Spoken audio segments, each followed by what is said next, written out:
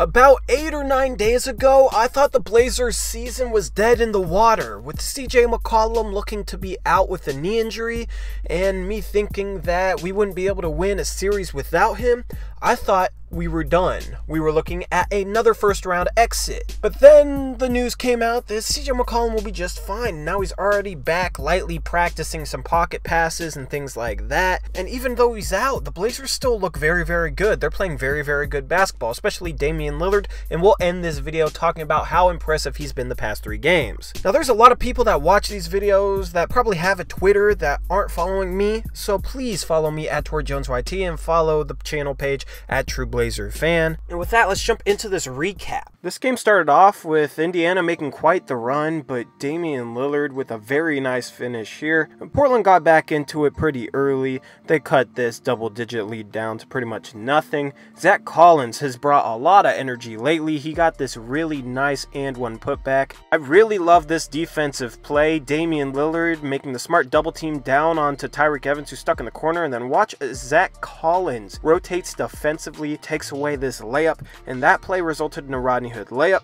Very next play, Rodney Hood, another layup in transition. Rodney Hood had a very solid game. I know he struggled last game, but his play in this Indiana game was very impressive and very, very fun. Rodney Hood is the type of guy we need to step up with CJ McCollum missing, and in this Indiana game, he did it. Now watch this Dame pass to Zach Collins. This is exactly what Damian Lillard's doing lately with his playmaking. He's seeing passes that I don't think he would have seen before this year, and this pass to Collins, what a feed, and Collins finishing strong inside once again. Al-Farouq Aminu's driving has been much better this year, and he showcases it with this really nice in and out crossover drive. He hangs in the air with a great finish, great body control. And then this is a very tough pass from Dame, throwing it across his body, across the court to Curry, who cashes in with a 3. Portland did get sloppy near the end of the game. They ran far too much high pick and roll, and that's pretty much all they were running, and it resulted in a lot of turnovers. But Portland was able to take care of a very tough Indiana team, who I know they're without Victor Oladipo, but they're still winning games, and they're still near the top in the East. So this was a very good win, especially without CJ McCollum. Very next game against the Detroit Pistons, I thought Portland was a little bit lazy or a little bit tired, or just not having enough energy on the defensive end. It resulted in a lot of easy buckets for the Detroit Pistons, and it was just one of those games where the defense just was not there, and I figured this was going to be a loss in the fourth quarter when we were down due to the plethora of easy buckets that we gave up. As you watch here, it's just easy laying, open jumper. Right here, Luke Kennard, you can't let that happen if you're Portland. I don't understand where the breakdown was there, but there definitely was one. And there was a point in the second half especially where Portland's transition defense was awful, and it shouldn't have been. They had Layman at shooting guard. They had Layman, Aminu, and Maurice Harkless. 3-6-9 guys that can guard 4 positions. And Detroit had 3 guards out there, so that's 3 different players that Damian Lillard could have easily guarded. So I don't understand why we were struggling in transition, because it should have been easy, because we had 4 defenders that could have basically just gotten whoever was closest to them, and Detroit wouldn't have had a mismatch advantage over us. But we were struggling in transition with that lineup, and it really made no sense to me. Our offense was fine though. Our offense is humming along. This play right here, just absolutely beautiful ball movement from Harkless to Layman to Nurkic back to Harkless. This is the type of ball movement that we didn't have early in the season that I was asking for, and now we're showcasing plays like this on a regular basis. And down 4 late in the game, Damian Lillard took over. This was a very nice feed to Maurice Harkless, and this just showcases his playmaking. This very next play, and I'll slow it down so you can see, Damian Lillard is running the pick and roll, and he actually slows down and steps back to create a passing window to Jusuf Nurkic, who's able to finish inside. Late in this game, it was the Nurkic, Aminu, and Lillard show. Nurkic, great defense there. He played great defense down the stretch. And then Damian Lillard, who'd been passing a ton, finally says it's my time to score, and he shows classic Dame time with an and-one 3. Huge shot. This is clutch Dame, prime time Dame.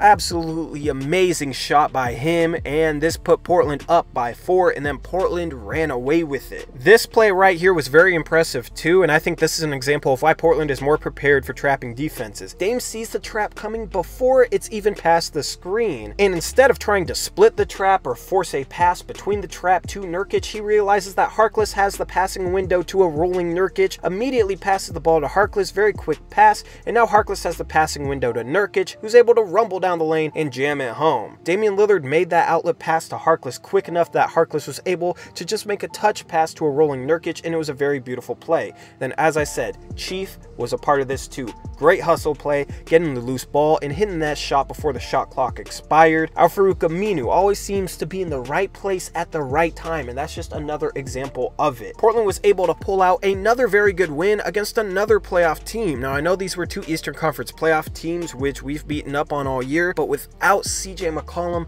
these were two very impressive wins in my opinion, and we're playing really well, and it's mainly because of what Damian Lillard is doing right now. Now, we've talked about in the past how good CJ could potentially be as the #1 guy on his own team. Maybe he'd actually be the playmaker that he needs to be. Maybe he'd get 5 assists per game, because without Dame, CJ is averaging something like 26 points per game and 5 assists. But we haven't really seen Dame without CJ until now.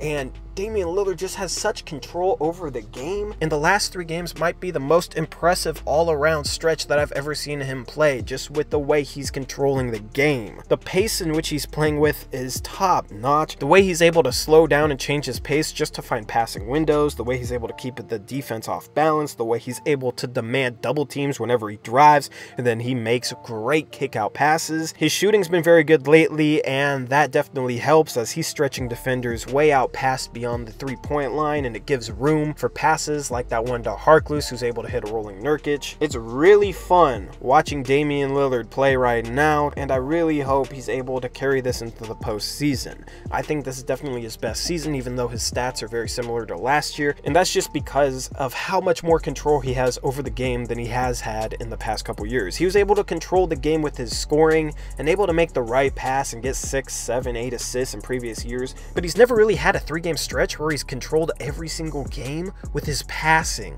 Until now. Damian Lillard's a very underrated passer because people only like to look at assists per game numbers. When you got a guy like CJ McCollum who's a one-on-one scorer and demands the ball a lot, your assists are going to suffer for it. Especially on a team like Portland that runs a lot of flow motion offense, that likes to move the ball around on offense. It's not something like Damian Lillard being in the position that Russell Westbrook is, where he ISOs every time and he either shoots or drives until he's able to draw a double team and then kicks to a shooter. That's why you cannot focus too much on assists per game to judge a player's passing, because context matters, situation matters. And now you see Damian Lillard without CJ McCollum, and Damian Lillard is making passes of a top-notch passing point guard, even though he's a score-first point guard. Hopefully fans across the nation that sleep on Dame's passing have been watching him lately, because he's really showcasing it to the fullest extent. So that's all I got for this weekly recap. I tried a little something different where I edited up all these clips and then I commentated over it. Let me know if you guys like that. I'll probably try and do this for game recaps, especially in playoffs, and I'll definitely get better at it as this was only my first time trying to do it. So as we look ahead,